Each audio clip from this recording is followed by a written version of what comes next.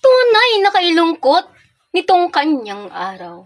Kung di papayagang pumunta ng sugalan, tutulog maghapon, di ka iimikan.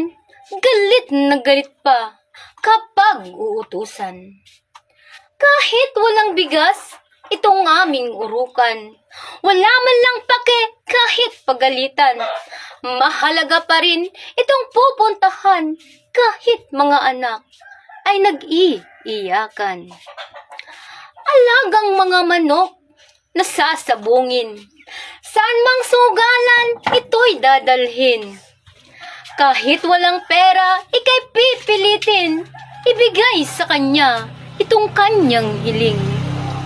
Kahit ang mangutang, kanyang gagawin. Walang pakialam tungkol sa pagkain. Manghihingi na lang ng asin at bitsin. Pati mga anak, paay walang sapin. Uwi ng bahay.